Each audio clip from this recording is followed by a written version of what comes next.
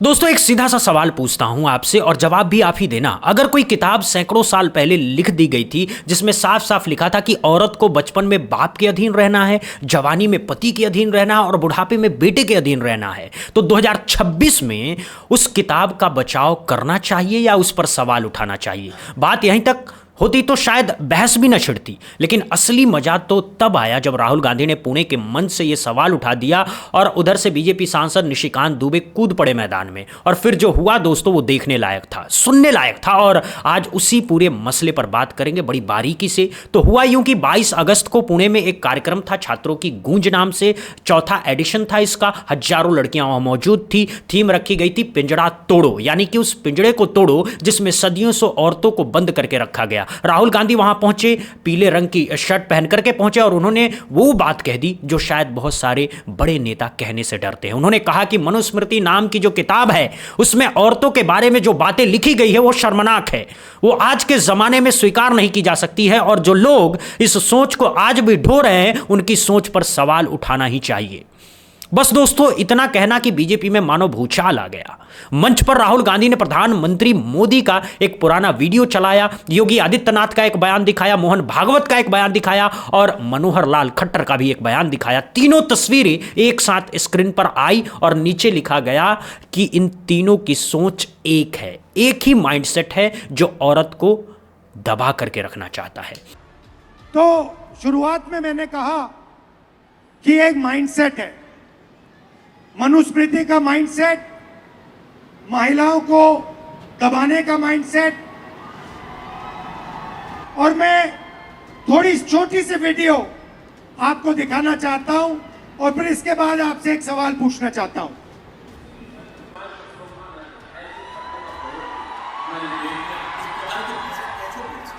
ये 50 करोड़ की girlfriend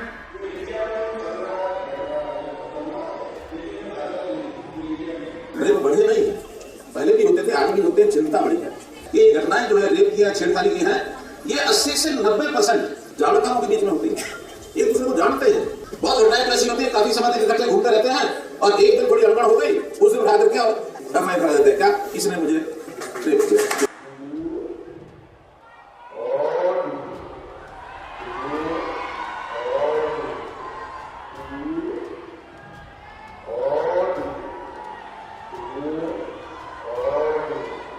cultural shock हमारी बेटियां इस प्रकार के भाषा कैसे बोल सकती? तो मेरा सवाल है और आपसे सवाल है कि जंतर मंतर में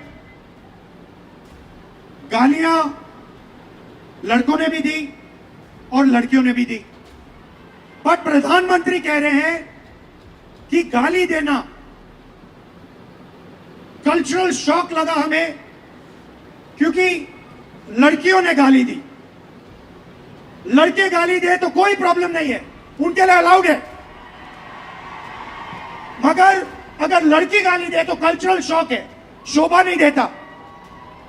मोहन भागवत जी कहते हैं कि इंडिया में रेप होता है और भारत में रेप नहीं होता है।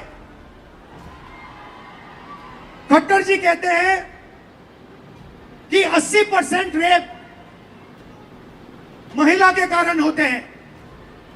तो ये एक माइंडसेट है और ये इस माइंडसेट से लड़ाई चल रही है। माइंडसेट क्या है कि लड़की की एक जगह है, वो पिंजरे में बंद होनी चाहिए, उसका कंट्रोल रहना चाहिए, उसको काम नहीं करना चाहिए और लड़कों को फुल फ्रीडम मिलनी चाहिए। वो जो भी करना चाहे करे, गाली देनी है गाली दे, काम करना है काम करे। ऐसा हिंदुस्तान हम नहीं चाहते। हम न्याय चाहते हैं, सबकी रिस्पेक्ट होनी चाहिए, सबकी रिस्पेक्ट होनी चाहिए, लड़कों की होनी चाहिए, लड़कियों की होनी चाहिए। और ये जो आपके दिल में है, जो डर है, इसको जल्दी से जल्दी मिटा देना चाहिए हमेशा के लिए। तो आइडिया क्या है? ये जो महिलाएं हैं, जो लड़कियां हैं, ये हिंदुस्तान की स्ट्रेंथ है। आप इस देश की फाउंडेशन हो, आप इस देश के फ्यूचर हो। आपको पेट्रियार्की दबाती है, डराती है, धमकाती है, कंट्रोल करती है। मिलकर इस पेट्रियार्की को खत्म करना है। Smash the patriarchy. And my message to you, simple message, be loud, be proud and fight for your space in society. तो दोस्तों, आपने देख लिया कि राहुल गांधी ने अपनी बात कैसे रखी, सीधी बात, सपाट बात, कोई लाग लपेट नहीं। उन्होंने लड़कियों से कहा कि लाउड बनो, प्राउड बनो, समाज में अपनी जगह के लिए लड़ो। और मंच पर उन्होंने भोजपुरी गायिका नेहा सिंह राठौर को भी बुलाया, जो सरकार से सवाल पूछने के बदले में गालियां खा रही हैं। अब जरा सोचिए दोस्तों, एक नेता खड़ा होकर के हजारों लड़कियों से कह रहा है कि तुम किसी की जागीर नहीं हो, तुम अपनी हो, तुम्हारी अपनी पहचान है, तुम बेटी हो, बीवी हो, माँ हो, ये सब ठीक है, लेकिन तुम्हारी असली पहचान ये नहीं है, तुम्हारी पहचान तुम खुद हो। इसमें आखिर गलत क्या है? कौन सी बात ऐसी है जिस पर बवाल मचना चाहिए? पूरे देश की तालियां बजनी चाहिए इस बात पर, लेकिन नहीं दोस्तों, बीजेपी को यह हजम नहीं हुआ। सबसे पहले मैदान में उतरे झारखंड के गोड्डा से सांसद निशिकांत दुबे। इन्होंने ट्वीट किया और लिखा कि राहुल गांधी जी, मनुस्मृति पढ़ना आपसे न हो पाएगा। अंग्रेजी भाषा के कारण आपको भारत के वेद, पुराण, ग्रंथ, रामायण, महाभारत कुछ नहीं आता। साथ में 2 श्लोक भी चिपका दिए। पहला श्लोक था यत्र नार्यस्तु पूज्यन्ते रमनन्ते तत्र देवता, यानी जहां नारी की पूजा होती है वहां देवता निवास करते हैं। दूसरा श्लोक था यत्रे तास्तु न पूज्यन्ते सर्वास्त्राफला क्रिया, यानी जहां नारी की पूजा नहीं होती वहां सारे काम बेकार जाते हैं। दोस्तों, बहुत सुंदर श्लोक है, इसमें कोई शक नहीं। लेकिन एक बात बताइए, राहुल गांधी ने जो श्लोक की बात की थी वो तो कहीं गया ही नहीं। वो श्लोक तो अपनी जगह वैसा का वैसा ही खड़ा है मनुस्मृति के पन्ने में। निशिकांत दुबे जी ने उसका जवाब नहीं दिया, उसका खंडन नहीं किया, उसे गलत भी नहीं बताया, बस बगल में से 2 अच्छे श्लोक निकाल करके सामने रख दिए। वैसा ही है दोस्तों, जैसे कोई बंदा आपसे कहे कि भाई तुम्हारे मोहल्ले में कल चोरी हुई है, और आप जवाब में कहो कि लेकिन हमारे मोहल्ले में कल एक शादी भी हुई थी। भाई, शादी अपनी जगह है, चोरी अपनी जगह है, दोनों की बात अलग अलग होगी। लेकिन बीजेपी, यही तो कला है बीजेपी की, असली सवाल से पल्ला झाड़ो और नकली सवाल पर बहस करवा दो। मीडिया के 2 दिन बर्बाद, ट्विटर पर हल्ला, प्राइम टाइम में शोर और असली मुद्दा जहां का तहां। तो आइए दोस्तों, जरा उन श्लोकों पर बात कर लेते हैं जो निशिकांत दुबे साहब ने जानबूझकर नहीं छुए, जिन्हें उन्होंने पर्दे के पीछे धकेल दिया। मनुस्मृति के 5वें अध्याय का 148वां श्लोक साफ साफ कहता है कि लड़की बचपन में पिता के संरक्षण में रहे, जवानी में पति के संरक्षण में रहे, पिता की मौत के बाद बेटों के भरोसे रहे, किसी भी हाल में औरत आजाद नहीं हो सकती। दोस्तों, पढ़ने में ही सिहरन होती है। यह कोई राहुल गांधी की बनाई बात नहीं है, यह उनकी कोई घर की चिट्ठी नहीं है, यह उसी किताब में लिखा है जिसे निशिकांत दुबे जी सुझा रहे हैं कि आप पढ़ो, समझो और बोलो। तो अगर वो कह रहे हैं कि पढ़ो, तो हम भी कह रहे हैं कि पढ़ो निशिकांत जी, और यह भी बताओ कि श्लोक को आप मानते हो या नहीं मानते हो। साफ साफ बताओ, हाँ या नहीं में जवाब दो। इसी मनुस्मृति में एक और मजेदार श्लोक है, 9वें अध्याय का 21वां श्लोक। इसमें लिखा है कि अगर पत्नी के बच्चे नहीं हो रहे हैं तो 8वें साल पति दूसरी शादी कर ले, अगर बच्चे पैदा होकर मर जाते हैं तो 10वें साल दूसरी शादी कर ले, और अगर औरत सिर्फ बेटियां पैदा करती है तो 11वें साल में दूसरी शादी कर ले। और सबसे मस्त बात यह है कि अगर औरत कड़वा बोलती है, अप्रिय बोलती है, तो बिना विलंब किए तुरंत दूसरी शादी कर लो। यानी अगर बीवी थोड़ी ऊंचा बोलती है तो बिस्तर से उठो और बारात लेकर निकल जाओ, इंतजार मत करो। यह लिखा है दोस्तों, मैं नहीं कह रहा हूं, मनुस्मृति में लिखा है। तो निशिकांत जी, हम आपसे पूछ रहे हैं, इस श्लोक पर आपका क्या स्टैंड है? क्या आज के जमाने में इसे लागू करना चाहिए? क्या आप अपनी बेटी की शादी ऐसे घर में करेंगे जहां दामाद इस श्लोक को मानता हो? नहीं करेंगे ना, तो फिर बचाओ क्यों? दोस्तों, एक श्लोक और है, 5वें अध्याय का 194वें श्लोक। इसमें लिखा है कि पति चाहे चरित्रहीन हो, चाहे कामी हो, चाहे विद्या से हीन हो, धन से हीन हो, गुणों से हीन हो, फिर भी पतिव्रता पत्नी को अपने पति की देवता की तरह पूजा करनी चाहिए। यानी पति जुआरी हो, शराबी हो, गाली गलौज करता हो, मारपीट करता हो, फिर भी बीवी पूजा करे उसकी। ये 21वीं सदी है दोस्तों, या 2100 साल पहले का जमाना है? बताइए, ये कोई दर्शन है या ये कोई अन्याय है? और अगर इस अन्याय पर कोई सवाल उठाए तो उसे सनातन विरोधी कहा जाए, हिंदू विरोधी कहा जाए, धर्म विरोधी कहा जाए। यही तो चालबाजी है दोस्तों, यही तो असली खेल है। दोस्तों अब बात करते हैं इसकी कि आखिर बीजेपी इस बात पर इतनी परेशान क्यों है। समझ में आता है दोस्तों, समझ में यह आता है क्योंकि बीजेपी की जो जड़ है, आरएसएस की जो विचारधारा है, वो सावरकर की सोच से निकली है। और सावरकर साहब खुद लिख करके गए हैं कि मनुस्मृति वेदों के बाद सबसे पूजनीय ग्रंथ है और भारत का संविधान बदल करके मनुस्मृति को कानून बना देना चाहिए। ये मैं नहीं कह रहा हूं दोस्तों, ये खुद राहुल गांधी ने संविधान की 75वीं वर्षगांठ पर लोकसभा में सावरकर को कोट करके बता दिया था। तो अब समझिए, अगर मनुस्मृति पर सवाल उठेगा तो आरएसएस की पूरी विचारधारा पर सवाल उठेगा, बीजेपी की जड़ पर सवाल उठेगा, संघ के दफ्तर के तहखानों पर सवाल उठेगा। इसीलिए राहुल गांधी की एक बात पर इतना बवाल है, इसीलिए निशिकांत दुबे को श्लोक याद आ गया, इसीलिए हरिद्वार के शंकराचार्य साहब ने राहुल गांधी को हिंदू धर्म से बहिष्कार करने का ऐलान कर दिया। भाई ऐलान करने वाले आप कौन होते हैं? हिंदू धर्म आपकी बपौती है क्या? आपने रजिस्ट्री करवाया है क्या हिंदू धर्म की? कोई एक आदमी उठ करके करोड़ों लोगों के धर्म से किसी को कैसे निकाल सकता है? ये हिंदू धर्म तो सदियों से चला आ रहा है, ऋषि मुनियों से चला आ रहा है, कबीर से चला आया है, तुलसीदास से चला आया है, संत रविदास से चला आया है, गुरु नानक से चला आया है। एक शंकराचार्य साहब खड़े होकर के कह देंगे कि ये अब हिंदू नहीं रहे और सब मान लेंगे। ये हिम्मत भी बीजेपी के इकोसिस्टम की वजह से आती है दोस्तों, वरना पहले ज़माने में तो ऐसे ऐलान करने वालों को गांव वाले खुद चुप करा देते थे। अब आइए बात करते हैं उन बयानों की जिन्हें राहुल गांधी ने अपने भाषण में एक एक करके सामने रखा और जिनसे बीजेपी को असली मिर्ची लगी है। पहला बयान है प्रधानमंत्री मोदी का, जिन्होंने कहा था कि जंतर मंतर पर लड़कियों को गालियाँ देते सुनकर के उन्हें बड़ा कल्चरल शॉक लगा। अब जरा सोचिए दोस्तों, कल्चरल शॉक मतलब क्या? इसका मतलब क्या हुआ? जब लड़के गालियां देते हैं तो कोई कल्चरल शॉक नहीं होता, संस्कृति को कोई फर्क नहीं पड़ता, वो तो अपना जन्मसिद्ध अधिकार है। लेकिन जैसे ही लड़कियों के मुंह से एक शब्द निकल गया तो पूरे देश की संस्कृति खतरे में आ गई। प्रधानमंत्री जी को झटका लग गया। ये डबल स्टैंडर्ड नहीं है तो और क्या है? ये वही सोच है जो 1000 साल से कहती आई है कि मर्द तो चाहे जो चाहे वो करे, औरत को सर झुका करके बैठना चाहिए। और यही सोच मनुस्मृति में लिखी हुई है और यही सोच आज के प्रधानमंत्री के मुंह से निकल रही है। तो राहुल गांधी ने सिर्फ जोड़ के दिखा दिया, बस इतनी सी बात पर पूरी बीजेपी बौखला गई। दूसरा बयान था मोहन भागवत साहब का। भागवत साहब ने कहा कि रेप इंडिया में होते हैं, भारत में नहीं होते, यानी शहरों में होते हैं, गांवों में नहीं होते। दोस्तों ये बयान अपने आप में इतना बचकाना है कि इस पर हंसा जाए या रोया जाए समझ में नहीं आता है। क्या भागवत साहब ने कभी हाथरस का नाम सुना है? क्या उन्होंने बदायूं का नाम सुना है? क्या उन्होंने उन्नाव का नाम सुना है? ये सब गांव है दोस्तों, कस्बे हैं और वहां रोज रेप की खबरें आती है। एनसीआरबी के आंकड़े देख लीजिए, ग्रामीण इलाकों में महिलाओं के खिलाफ अपराध की दर शहरों से कम नहीं है। लेकिन नहीं, आरएसएस के प्रमुख को लगता है कि उनका काल्पनिक भारत तो देवताओं का देश है, वहां कुछ बुरा हो ही नहीं सकता है। ये आंख मूंद करके सच से भागने वाली सोच है। और तीसरा बयान था हरियाणा के पूर्व मुख्यमंत्री मनोहर लाल खट्टर का।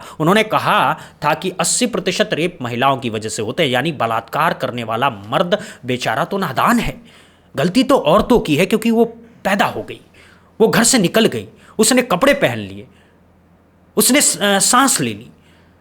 ये वही मानसिकता है दोस्तों जो कहती है कि रेप हुआ तो लड़की की गलती है, छेड़खानी हुई तो लड़की की गलती है, दहेज के लिए जलाई गई तो लड़की की गलती है। मर्द तो कभी गलती करता ही नहीं इस देश में, गलती तो हमेशा औरत की होती है। और यही सोच किताब की शक्ल में मनुस्मृति में लिखी हुई है और यही सोच आज मंत्रियों मुख्यमंत्रियों के मुंह से निकल रही है। तो राहुल गांधी ने एक तार से तीनों बयान को जोड़ करके एक तस्वीर बना दी और बीजेपी की पूरी पोल खोल दी है। अब निशिकांत दुबे की तरफ लौटते हैं दोस्तों, क्योंकि उनका ट्रैक रिकॉर्ड भी बड़ा शानदार है। ये वही सांसद है जिन्होंने पिछले दिनों सुप्रीम कोर्ट पर हमला बोला था और कहा था कि अगर सुप्रीम कोर्ट को ही कानून बनाना है तो संसद और विधानसभाएं बंद कर दो। इतना बड़ा बयान था कि खुद बीजेपी अध्यक्ष जेपी नड्डा को सामने आना पड़ा और कहना पड़ा कि यह निशिकांत जी की निजी राय है, पार्टी का इससे कोई लेना देना नहीं है। ये वही सांसद है जिन्होंने राहुल गांधी को कभी घोस्ट कहा था, कभी हर्मिट यानी कि सन्यासी कहा, कभी उनकी जाति पर सवाल उठाया, कभी उन्हें जिन्ना का दूसरा जन्म बता दिया। यानी हर हफ्ते इनका कोई ना कोई बयान आता है और हर बार बीजेपी को सफाई देनी पड़ जाती है।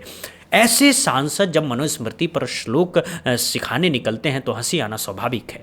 भाई पहले अपनी पार्टी का तो बचाव कर लो, फिर 5000 साल पुरानी किताब का बचाव करना। लेकिन दोस्तों ये सिर्फ हंसी की बात नहीं है, ये गंभीर बात है। क्योंकि यही आदमी लोकसभा में बैठता है, यही आदमी जनता का प्रतिनिधि है, यही आदमी कानून बनाने वाली संस्था का हिस्सा है।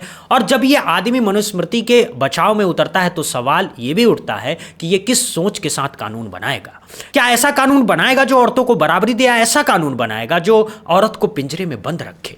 और असली बात तो यह है दोस्तों कि राहुल गांधी ने जो बात कही वो कोई नई बात नहीं है। इस देश के संविधान निर्माता डॉक्टर बाबा साहब भीमराव अंबेडकर ने खुद 1927 में मनुस्मृति को सार्वजनिक रूप से जलाया था। महाड़ का वो ऐतिहासिक सत्याग्रह किताबों में दर्ज है। बाबा साहब ने कहा था कि यह किताब भारतीय समाज के लिए जहर है, यह जातिवाद का आधार है, यह स्त्री के अपमान का आधार है, और अगर हमें एक बराबरी वाला भारत बनाना है तो इस सोच को छोड़ना पड़ेगा। बाबा साहब ने संविधान लिखा जो कहता है कि सब बराबर हैं, स्त्री हो या पुरुष हो, सब बराबर हैं। तो आज अगर राहुल गांधी वही बात दोहरा रहे हैं जो बाबा साहब कह रहे थे, तो बीजेपी को इतनी तकलीफ क्यों है? क्या बीजेपी बाबा साहब को भी हिंदू विरोधी बताएगी? क्या शंकराचार्य साहब बाबा साहब को भी हिंदू धर्म से बहिष्कार कर देंगे? नहीं कर सकते ना, हिम्मत नहीं है। तो फिर राहुल गांधी पर यह गांच क्यों?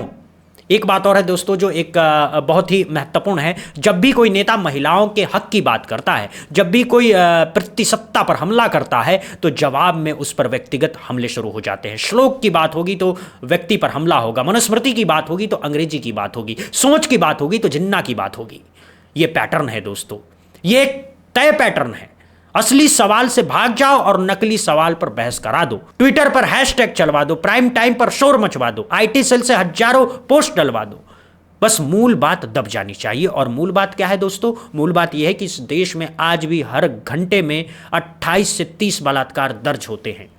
मूल बात यह है कि इस देश में आज भी लड़कियां रात को अकेले नहीं निकल सकती हैं। मूल बात यह है कि इस देश में आज भी बेटी के पैदा होने पर मुंह लटक जाते हैं और बेटे के पैदा होने पर मिठाइयां बांटी जाती है। मूल बात यह है कि इस देश में आज भी बेटी को कहा जाता है ये पराया धन है, और बेटे को कहा जाता है ये वंश चलाएगा। मूल बात यह है इस देश में आज भी पंचायतों में तालिबानी फरमान जारी होते हैं, प्रेम विवाह करने वालों के सर काट दिए जाते हैं, और सब कुछ इज्जत के नाम पर होता है।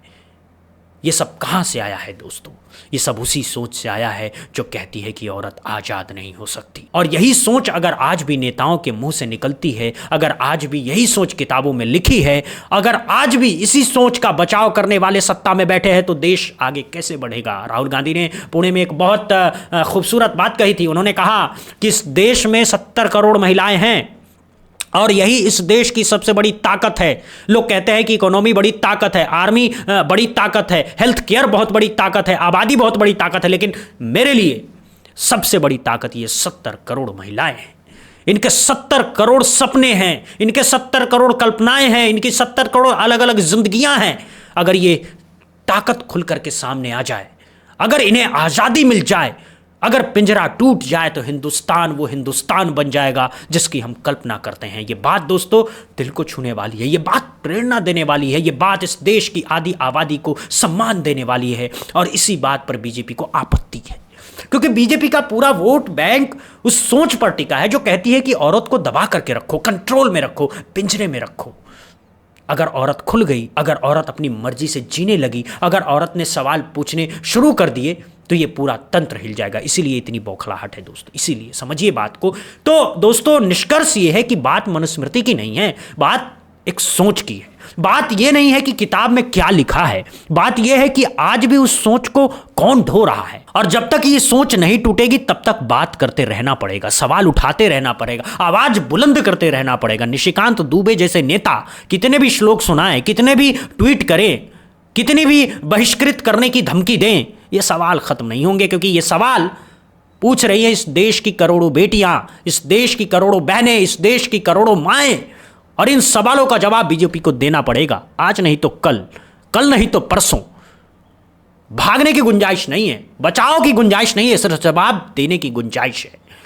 और जब तक सीधा और साफ जवाब नहीं आएगा तब तक हम पूछते रहेंगे, राहुल गांधी पूछते रहेंगे, हर सोचने समझने वाला इंसान पूछता रहेगा। तो दोस्तों अब आप बताइए, आपकी क्या राय है इस पूरे मामले पर? क्या राहुल गांधी ने सही सवाल उठाया? क्या निशिकांत दुबे पर श्लोक वाला जवाब आपको तर्कसंगत लगा? क्या मनुस्मृति में लिखी वो बातें जो हमने आपको बताई 21वीं सदी में मान्य है? कमेंट बॉक्स में जरूर लिखिएगा। वीडियो पसंद आया तो लाइक कीजिए, चैनल पर नए हैं तो सब्सक्राइब करना बिल्कुल मत भूलिएगा, और घंटी का बटन हरगिज़ मत भूलिएगा दबाना, ताकि हर बड़ी खबर आप तक पहुंचते रहे। मिलते हैं अगली वीडियो में, तब तक के लिए जय हिंद, जय भारत, वंदे मातरम।